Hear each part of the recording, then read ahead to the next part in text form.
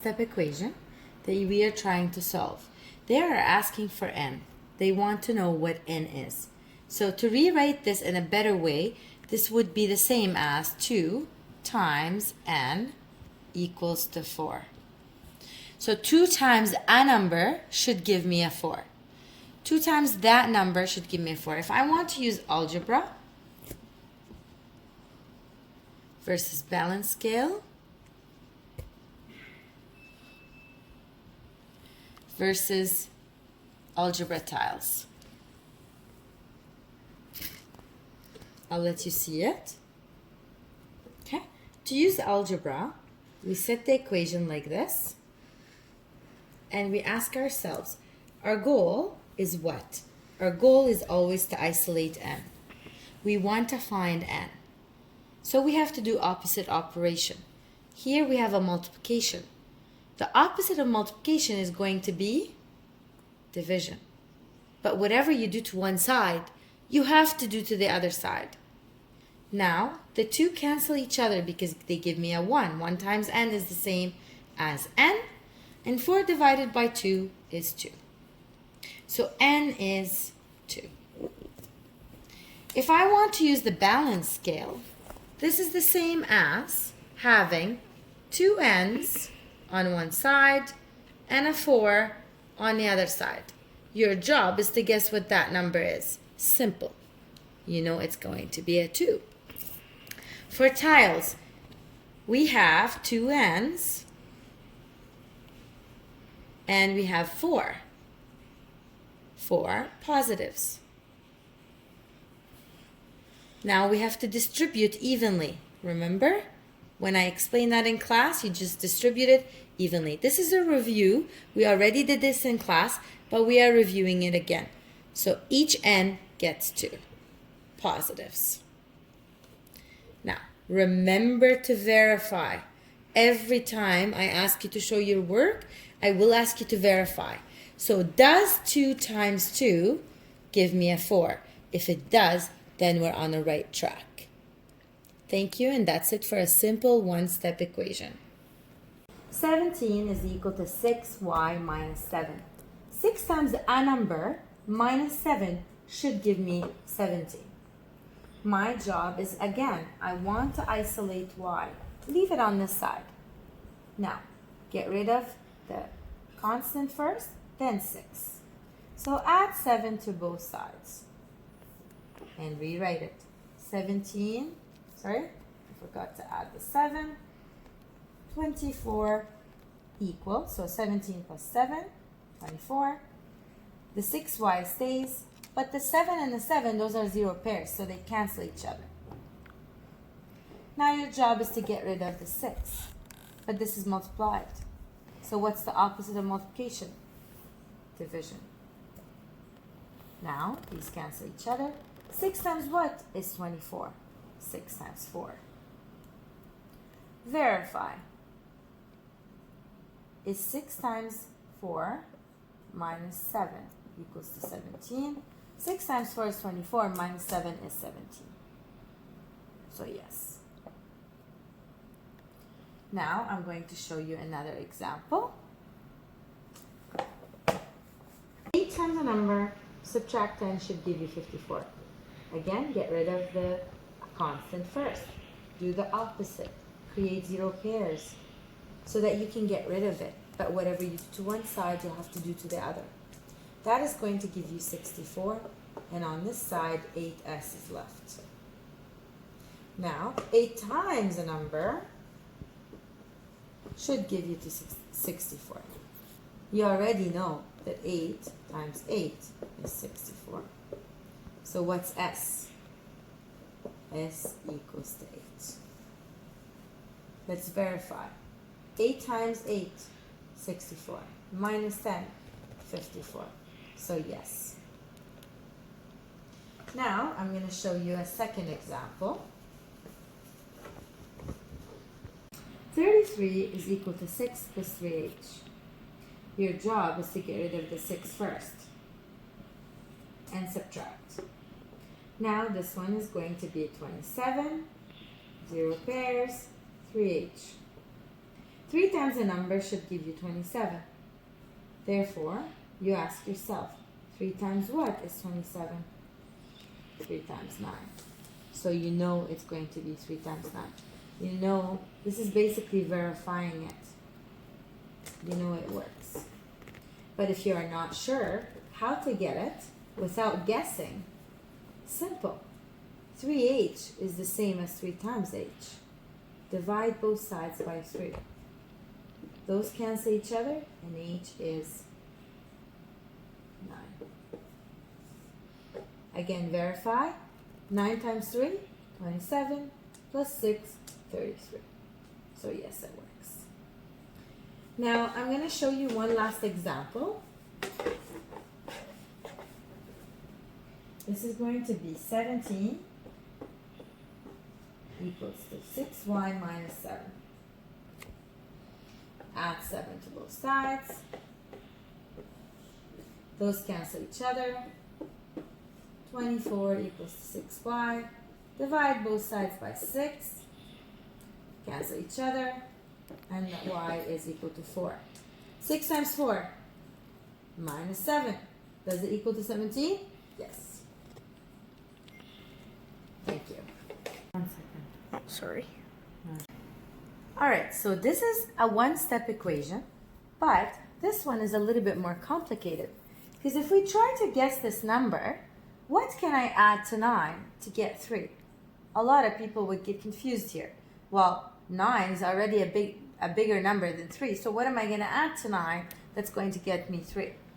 But you're forgetting that in grade 7 we introduced integers. So b can be a negative, and it can also be a positive. So right now you are going to guess, is b a negative or a positive?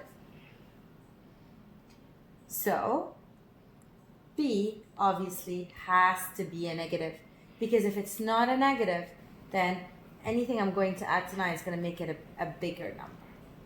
Okay, now how do I do this using algebra? I'm going to write it down over here, and I'm going to isolate b. I want b on its own. This is a 9. To isolate b, I need to subtract 9 from both sides. That gives me 0 pairs. And if I have $3 and I owe $9, that is going to be owing $6. Verify. If I plug in a negative 6 here, if I owe $6 but I have $9, is it true that I only have 3 technically? If that's true, if that's going to make my equation balance, whatever on the right side balances the left side, then I verified it. Now using the balance scale, it's going to be on this side, I'm going to have a b and a 9 and a 3. If I insert a negative 6 instead of b, will it equal to 3? If it does, then my scale is balanced. For algebra tiles, I have a b and I have a 9. So 1, 2, 3, 4, 5, 6, 7, 8, and 9. Those are all positives. Make sure you identify if it's positive or negative so you don't confuse yourself. On the other side, I also have positive 3. So my job is to first isolate b. To do that, I need to add 0 pairs. I'm going to add the same amount on this side as well as the other side. So I'm going to add the same amount, but in negatives because they are 0 pairs. However, whatever I do to one side, I have to do to the other side. If I add 9 negatives here, I also have to add 9 negatives here. Therefore, I'm going to see where my 0 pairs are. These are my 0 pairs. They cancel each other. These are also 0 pairs. So what's left? B is negative 6. I just showed you how to get negative 6 using 3 methods, and we verified it, and the equation is complete. Alright, so this is a 2-step equation. Why? Because to isolate the variable, I need to get rid of 3, which is the coefficient, and plus 1, which is the constant. I'm going to show you how to solve something like this using all three methods again. Algebra, a balance scale, and algebra tiles. So, in terms of algebra, I'm going to write the equation. Can you all see very well? Okay. So, for here, I need to isolate A. To isolate A, I want A alone on this side. Therefore, I need to get rid of the 3 and the 1. Always start with a constant. Leave the coefficient last. So, I'm going to subtract 1 from both sides because that's going to achieve a 0 pair here. Rewrite it. What do you get? You get 3A on this side, and 10 minus 1 gives me a 9. Now I need to isolate the variable. Again, I want to get rid of the coefficient. Every time you're getting rid of the coefficient because it's multiplied by A, I need to divide by the same number. And whatever I do to one side, I do to the other side. The 3 cancel each other, and 9 divided by 3 gives you a 3. Because they're both positives, I'm not dealing with dividing any signs over here. Now I'm going to show you how to do it on a balance scale. On a balance scale, on the one side I have 10, on the other side I have 3 A's and a 1. I need to guess, what can I put in here? It has to be the same number to make it work. Start with 1. 1 plus 1 plus 1 plus 1, that's a 4. Doesn't work. 2 plus 2 plus 2 plus 1. That's going to be 7. Doesn't work. 3 plus 3 plus 3 plus 1. Now that is going to give me 10. So now I know for sure that A is 3. Okay, algebra tiles. On this side, I have 10 positives.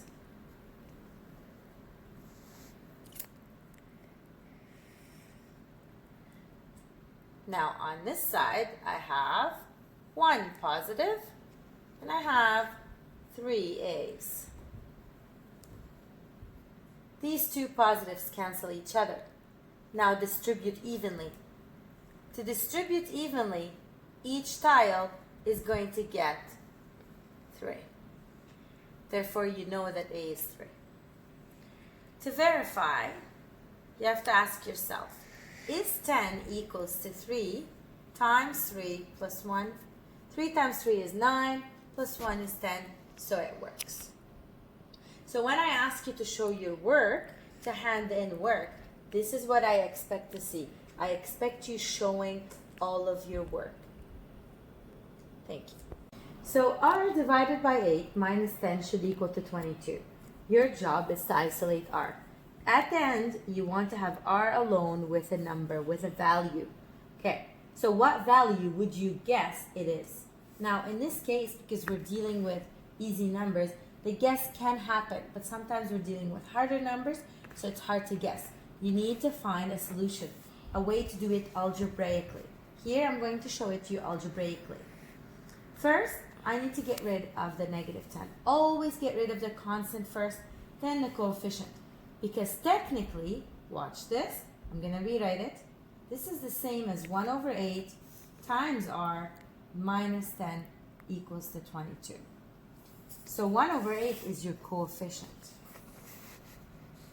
And negative 10 is your constant. So get rid of your constant first. Add a 10 to both sides and rewrite it. What will you get? 1 over 8 R, the 10 cancel each other, should equal to 22 plus 10. That is going to be 32. Now your job is to get rid of the 1 over 8. To get rid of that, I can just simply multiply both sides by 8. The 8 and the 8 cancel each other. And now you simply have to multiply 32 by 8. A lot of people say, oh, but I need a calculator for this. No, you don't. you can just multiply it on the side. And I'm going to show you. 8 times 2, 16. Now, 8 times 3, 24. Plus 1, 25. 256. Don't forget to verify. Is 256 divided by 8? It's going to give you 32. 32 minus 10 should give you 22. And that's it.